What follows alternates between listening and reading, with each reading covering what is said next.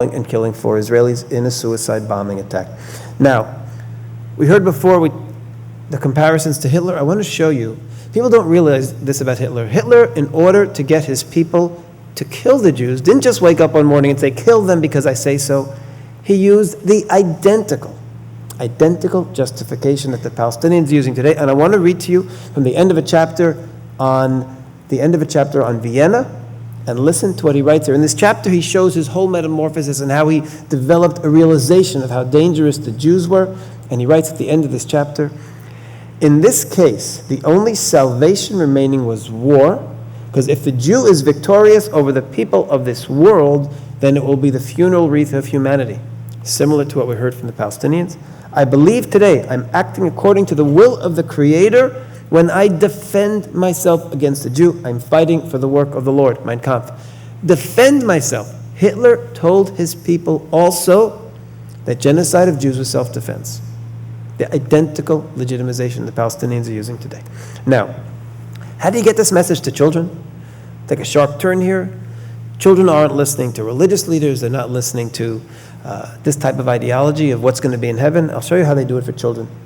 This is a children's program, educational TV on the Palestinian Authority. The hero of this program is this talking puppet named Tarabishu, and this was one of the programs where Tarabishu is talking with the children, and obviously by the age, this is targeting preschoolers. Now listen to this conversation. طيب هلقيت لو اجالك ولد عباب بيتك في شجرة وقطعها ايش انت حتعمل له؟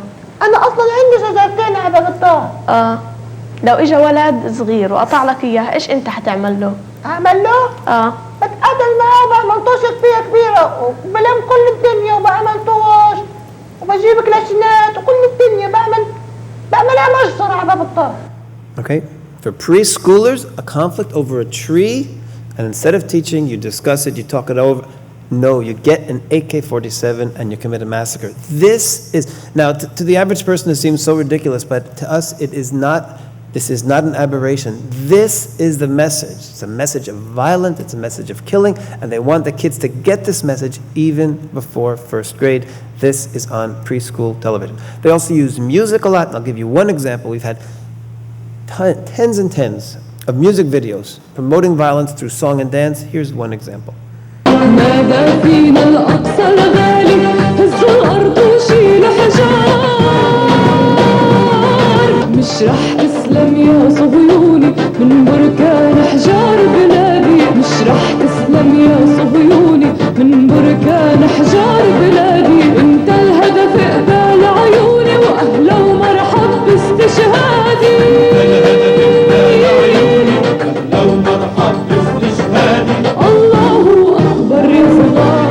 Okay, the focus is the young ones, and again, there have been dozens and dozens of music videos like this. This one ran for 3 years on Palestinian television, 4 years. Most recently, we saw it June of this year, since March of 2002. These things don't leave part of this total indoctrination of the kids. Now, Shahada, something which is called martyrdom, suicide terror, this is something that is probably the most difficult for Western mind to understand, because in the West, we automatically assume that the love of life is the greatest value, and that life is the greatest value. And we misinterpret the motivation of suicide terrorists because we are looking through our glasses. We're looking through our values, and you have to see what their values are. You have to look at it through their eyes, through their mind, in order to understand the motivation. And when I write here, when love of death replaces love of life, this sounds so ridiculous. It doesn't make sense to us because life is the ultimate ideal. I want you to see what they have done. When suicide terrorists blow themselves up and kill themselves, it is not an act of desperation like the media and the world assumes. It's an act of aspiration because they have put dying to be the ultimate value if you die the right way, which is killing the infidels with you. And I want to show you this in their own words. This is a senior religious leader on Palestinian television. He speaks very slowly, so I'll just read to you what he says. The believer was created to know his Lord, to fulfill Islam, to be a shaheed, a martyr, to die for Allah, to intend to be a shaheed. If he doesn't hope for shahada, he will die as in the Jahiliyyah, which is pre-Islam. If you don't want to die for Allah, you're not a good Muslim. This is the message. Now, I'll give you another example. This is from a different religious leader. Listen to what he says. الشهادة شرف لا يناله إلا من رضي الله عنه. Okay, Shahada is the honor. Dying for Allah is only something that special people achieve, only those people who Allah allows. In other words, death is being put more valuable. I want to show you a fascinating example of this. This is when Israel had threatened to kill Arafat. Listen to their response. وأما التهديدات التي يثيرها هذا السفاح النازي ضد الرئيس عرفات فنقول له لسنا كأمثالكم فإننا لا نريد الحياة. We do not desire life. In other words, don't think you're going to scare us by threatening. We do not desire life. If you threaten to kill President أما إن Arafat, كنت تهدد الرئيس ياسر عرفات بأنك ستقتله فنحن ندعو اللهم ارزق الرئيس الشهادة. okay, we will pray, yes, we want him to die. It is totally turning our ultimate value when it said death becomes the ultimate value and no longer life. Now, if you're telling someone he's going to be dying, you've got to promise him the rewards. And I want to read to you from a different sermon. When the shaheed meets his makers, all his sins are forgiven from the first gush of blood. He sees his place in paradise, he's shielded from the great shock, and he marries the 72 dark-eyed maidens, the virgins of paradise. Now, the world has all heard this story of the 72 virgins, and because it makes no sense to us, most people laugh and assume it's just a tale. I want to show you some things for the Palestinians and for suicide terrorists. This is reality. This is reality, and if you want to get into that mindset, imagine these young men are believing they are going to 72 virgins. I want to show you how they brainwash the people. Here's a music video. Saw it the first time in 2000, the last time, August 22nd, 2006. This has been running for 6 years on Palestinian television. Now look at this message here. Story starts off with this young couple.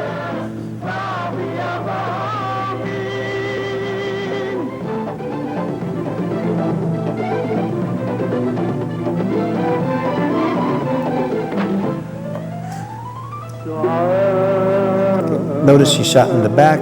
Israel shoots people in the back is the message here. But look what happens to her.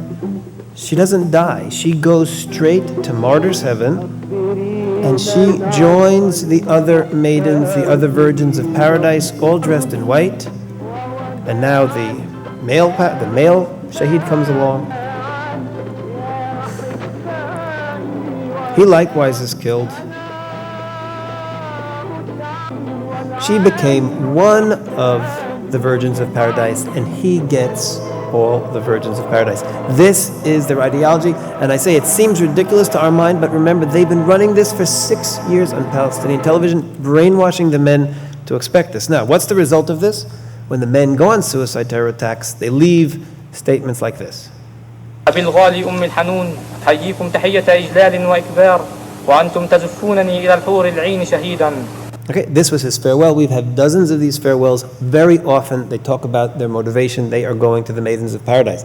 Not just the boys and the men who do it. Listen to the mothers. The whole society is caught up in this. There's a mother of 2 terrorists. Both were killed by Israel. Listen to her describe the deaths of her 2 sons.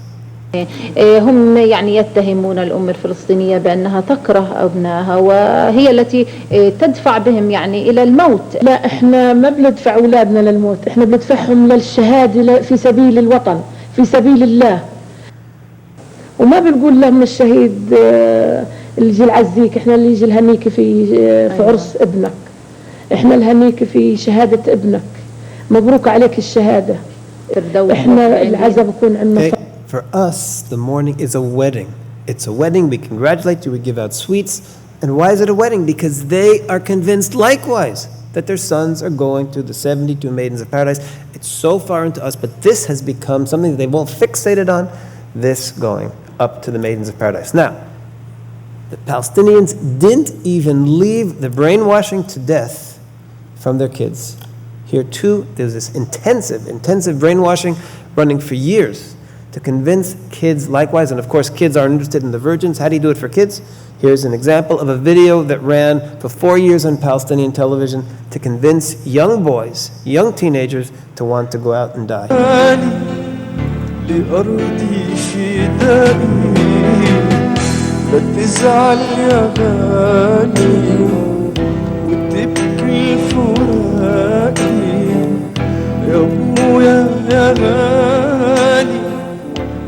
أرضي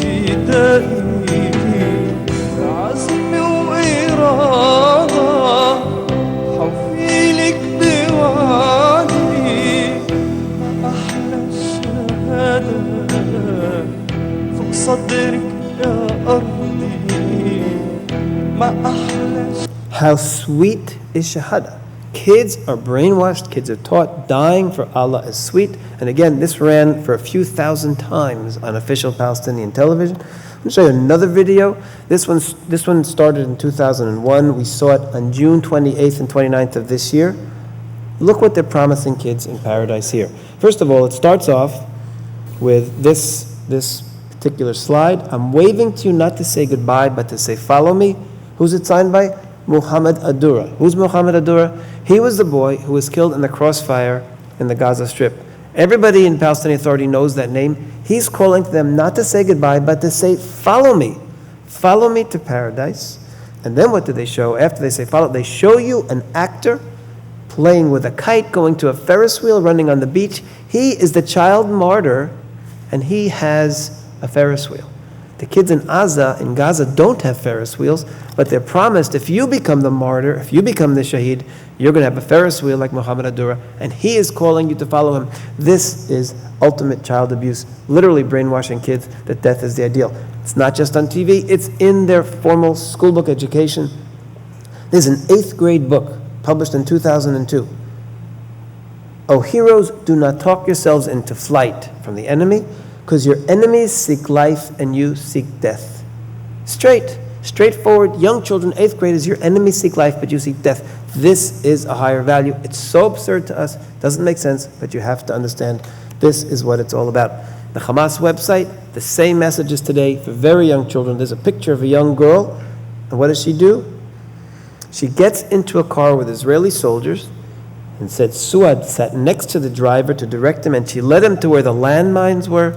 The car blew up, and all the soldiers were killed. As for Suad, she became a shahida on the grass while smiling because she died for Palestine. So you've got this nice little young girl here, and the story of how she got into a jeep with Israeli soldiers and killed herself with them. This is being promoted for children. How old would you say? This is what's happening today in the Palestinian Authority. Now, once kids went on suicide attacks, Palestinian Authority turned them into heroes. And I want to show you how this was done. These 3 15-year-old boys went in a suicide attack, and instead of teaching other children, don't do what they did, they turned them into role models, and this is how they did it. First of all, here's the poster. The Popular Resistance Committee proudly announced the falling of the 3 shaheeds. They're proud of this. This is the message, and listen to the words. أما الشهيد محمد وكان دوما يتمنى الشهادة بالرغم من صغر سنه ولكنهما سيظلا متفوقين في عيون كل إنسان فلسطيني متفوقين Okay, 15-year-old boys went on a suicide mission, and they are outstanding. They're role models. This is what they're being taught. Now, the results is that Palestinian kids today are talking 70 to 80% in different polls, 3 different polls. 70 to 80% of the kids aspire death for Allah. Now listen to these 2 11-year-old girls, and you'll get a sense of how deep this is in the society. أنت بوعيك حكيت عن الشهادة كشيء جميل، أنت بتعتقد إنه شيء جميل؟ الشهادة كتير شيء جميل جدا جدا، كل الناس بتتمنى الشهادة. أيوه. لأنه يعني إيش في أحلى من إنك تروحي على الجنة. طب مين أفضل؟ السلام مع وجود حقوق كاملة للشعب الفلسطيني ولا الشهادة؟ الشهادة. أنا أخذ حقي بعدين أستشهد، لأنه بدنا نعيش إحنا طفولتنا حياتنا. ماشي. يسرا أنت راضية بالكلام هذا؟ طبعا الشهادة أحلى، لأنه إحنا هلا بدناش الدنيا، بدنا الآخرة. أيوة. مش الدنيا اللي حتفيدنا الآخرة. Okay, we benefit not from this life, but from the afterlife. They are 11-year-old girls convinced that the best they can do in life is not be doctors, not be lawyers, not aspire to anything other than to die. And this is the result of the brainwashing in the Palestinian Authority. Now, the final thing I just want to touch on, and I could literally spend 2 hours just on this topic. Is this just Israel's problem, or is it the world's problem? Is it your problem as well? When we have an ideology, when we have a society who is taught with such sophistication to hate, whose problem is it? And I want to show you that the hatred that you've seen toward Jews in Israel is the main part of the PA ideology, but it's not the only part. Israel is presented as the branch of West, in the Middle East, and I want to show you the real target is the entire world. Here is one of these religious leaders again on PATV. أين ذهبت بريطانيا العظمى؟ أين ذهبت روسيا القيصرية؟ أين ذهبت ألمانيا النازية؟ أين ذهبت كل هذه القوى؟ الذي أذهبها سيذهب أمريكا بإذن الله تعالى. لقد حكمنا الدنيا وسيأتي يوم والله نحكم فيه كل الدنيا. Okay, we ruled the world before, we'll rule the world again. This sounds like Al-Qaeda, and yet it's coming from the Palestinian Authority, because in fact there is no basic difference between, and we heard before, is it radical Islam or Islam? This is presented by the world as regular Islam, and this is coming from mainstream Palestinian religious leaders. Now, because of all this hate ideology against the West as well, I want you to see 65% of Palestinians support Al-Qaeda actions in the USA and Europe. This is a poll, and it's very significant, the date here. December 2005, this was before the Hamas election. This was at a time that Europe was giving hundreds of millions of dollars a year to the Palestinians. The United States was giving $200 million a year to the Palestinians, and yet 65% of the Palestinians wanted religious terrorism against the United States and Europe. How could this be? And the answer is very simple. Because when it came to balancing their religious allegiance to their religious leaders, who said, kill the West, kill the Jews, kill the Christians, kill the infidels, and people who are giving them money, their religious allegiance is stronger. So you've got 65% of Palestinians. This is while they were receiving the money. Now there's been a boycott. It certainly is much higher. But this is under the best of conditions. You've got an overwhelming majority, and the United States continues to pour money today into the Palestinian Authority. Now, this is on the Hamas website, and this is indicative of the same message. Here you see, this isn't Israel's flag, this is the United States being ripped up. This is their goal. We will rip you apart like you ripped our unity apart. This is the text here on the Hamas website.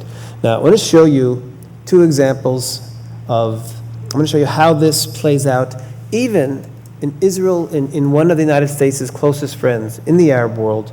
This is Egypt. This is a video clip that was produced, as opposed to everything else which was government, this was produced privately in Egypt, but it's significant coming out of Egypt. I want you to see this.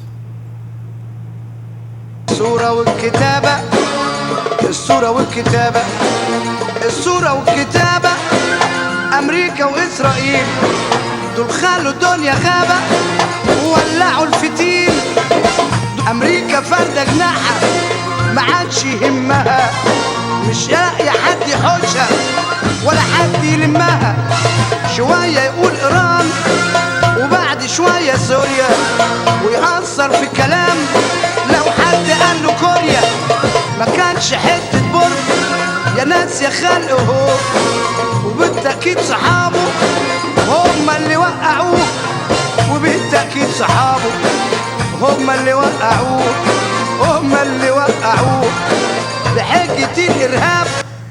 Okay, unbelievable. The two enemies of the humanity, according to the Egyptians again are receiving over $1 billion in American aid. Israel and the United States, two sides of the same coin. These are the enemies.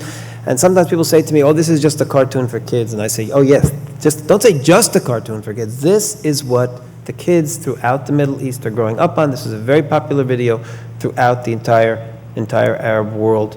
Now, I want to just show you two final slides, again, to get a sense of the depths of what we're dealing with here. This is a picture of a boy named Oren Almog.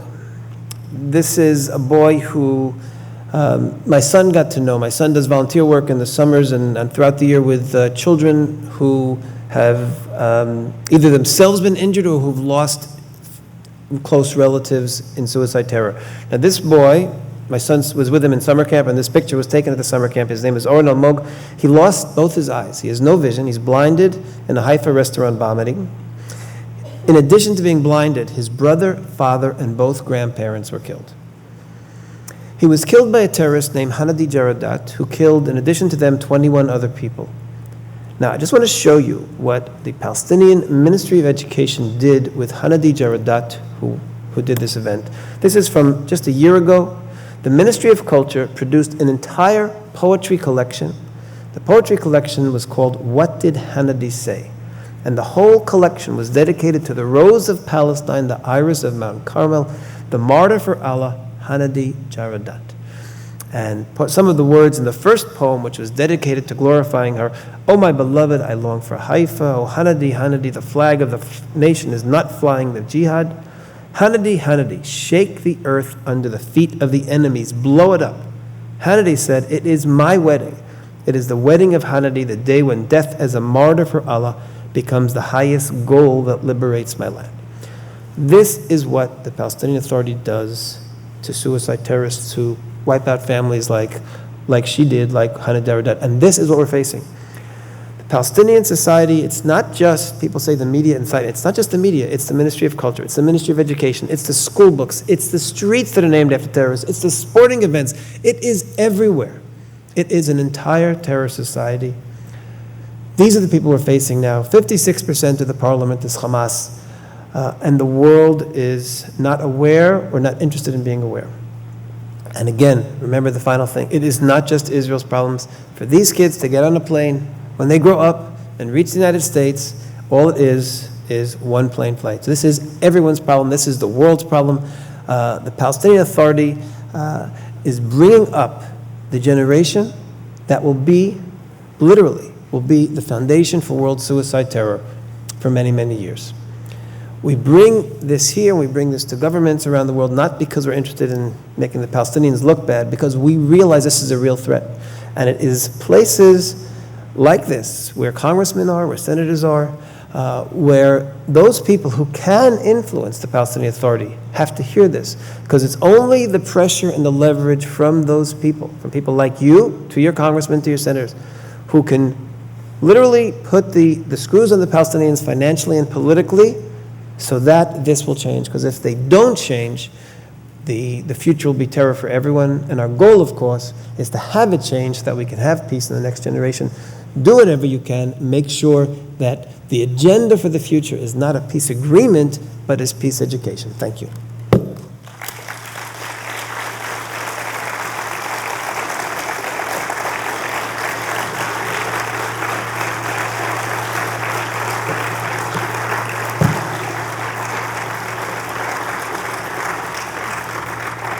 Thank you, Etzni. Our next speaker, you want to stand up and stretch a minute? Yeah, all right, stand up and stretch a minute while we introduce our next speaker. He won't mind. Yeah. Our next speaker is Elyakim HaEtzni. He's a former member of the Knesset. He's co-founder of Gamla Shall Not Fall Again. He's an attorney. He resides at Kiryat Arba. He's one of the founders of the settlement movement in Judea, Samaria, and Gaza. One of the founders of the settlement movement. He started at Hebron, right? Kiryat Arba. That began the settlement movement. He's a friend, a longtime friend and advisor to the Battalion of Deborah. Welcome, Elyakim HaEtzni. Welcome, brother.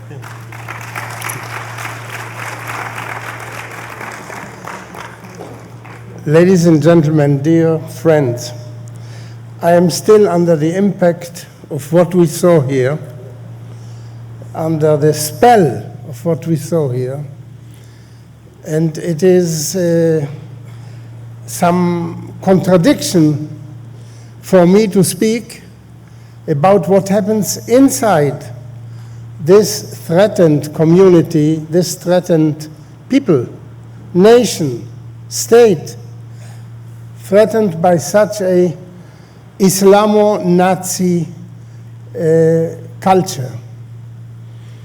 The question, but I think it is a good thing that what I have to say is coming directly after that. Because the question you should ask yourself, how does a community, a state, which is under such a terrible shadow, how do we defend ourselves? I don't mean how many arms do we purchase. How do we fortify ourselves psychologically against such an onslaught. The first thing I want to tell you is that what we have seen, what you have seen here now, is not shown to the Israeli public. We have 3 television networks, and they compete in covering this up, not showing it, neither to our youth, nor to our general public. And I must say that I am so much versed in all this. Much of what we saw here was new to me. Why is it so? Why do they hide the Israeli establishment? Why does it deliberately hide from us these terrible facts, which we need to know in order to defend ourselves? The answer is because this would be harmful to peace with a capital P. Because if we knew these facts and if we internalized them, then we would not, worship this false God called peace. This is the problem. This is why we are not allowed to know the truth, which here, thousands of miles away, you can see, not in Israel. Now, I wanted to speak about the days of Elijah. Why days of Elijah? When I saw this caption, I was very surprised, because this was like some genius who had invented this. Because I am speaking about one day of Elijah, the day of Elijah on the Mount Carmel, when he was confronting 450 prophets of the false god, of the idol Baal, and 400 of another idol, and he was one. And what he said, he addressed the people of Israel and said to them, choose. You have to choose. And truly, after this war of 35 days, we undergo a moment when the people of Israel must choose. So let me begin with quoting from this one day of Elijah. And Elijah came unto all the people and said, how long halt ye between 2 opinions? If the Lord be God, follow him. And if Baal, then follow him. And the people answered him not a word. This question the people of Israel is being asked